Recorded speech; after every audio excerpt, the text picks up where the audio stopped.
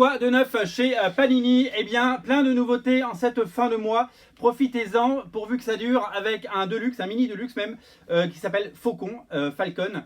Mais vous connaissez peut-être déjà ce dessin. En fait, c'est tout simplement une réédition des épisodes de All New Captain America 1-6. C'est déjà paru par ailleurs, mais ça ressort en mini deluxe. Pourquoi ça ressort?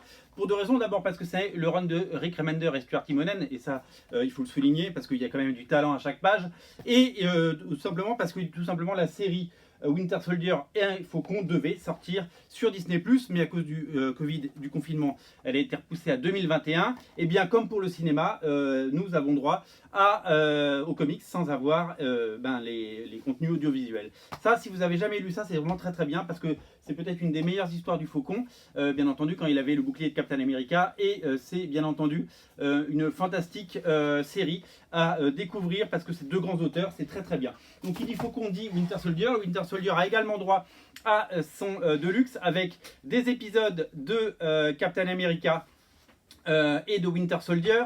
Les épisodes 1 à 14, c'est signé Ed Brubaker et c'est dessiné par Jackson Butch Weiss et Monsieur Michael Lark. Vous connaissez ces auteurs et ils ont donc travaillé sur Le Soldat de l'hiver. Comme on n'a pas de série, eh bien on a le droit à du comics. Donc vraiment deux comics incontournables, deux deluxe, vraiment super chouette à découvrir sur originalcomics.fr. Ça c'est du très très bon. Hop, on va les poser là, voilà.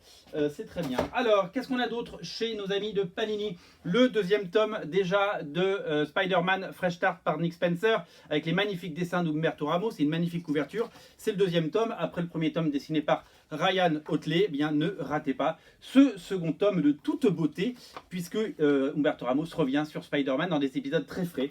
C'est le Fresh Start.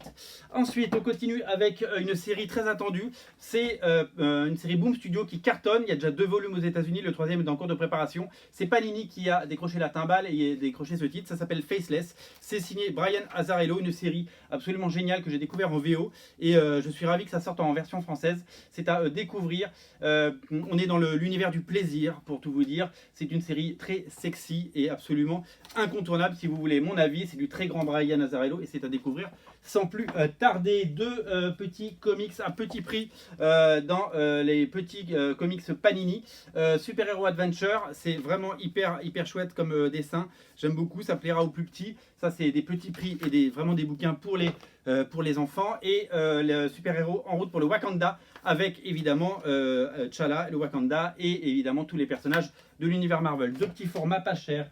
Et super, là mes enfants adorent cette collection, je peux vous en parler, les Marvel Action, les Avengers et Spider-Man, les tomes 3. Les deux premiers sont des succès et je vous dis, ça marche très fort chez les enfants puisque les miens adorent. Deux intégrales pour terminer, Fantastic Four 1977, Fantastic Four 77-78 pardon, et Luke Cage 76-77.